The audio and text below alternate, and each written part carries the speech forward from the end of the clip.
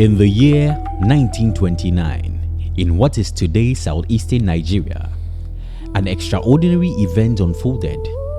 It was not led by kings, it was not commanded by warriors, and it was not fought with swords or guns.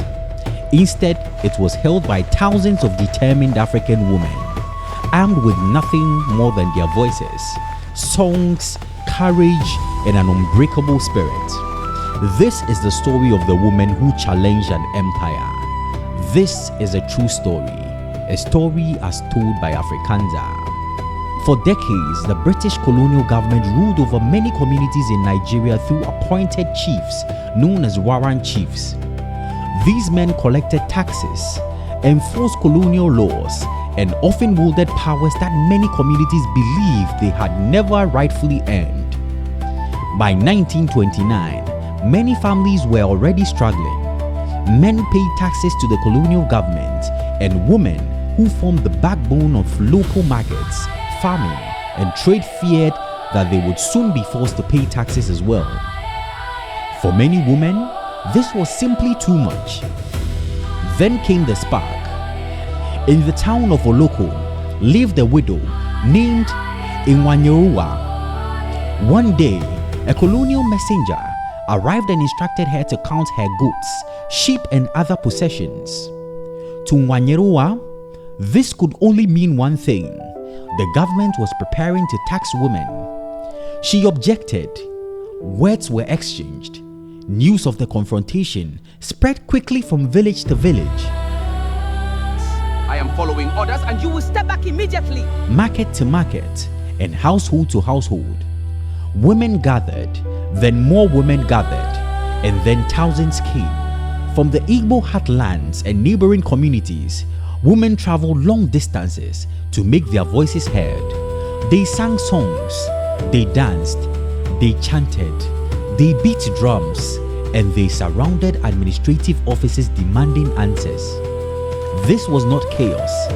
This was an organized traditional form of protest.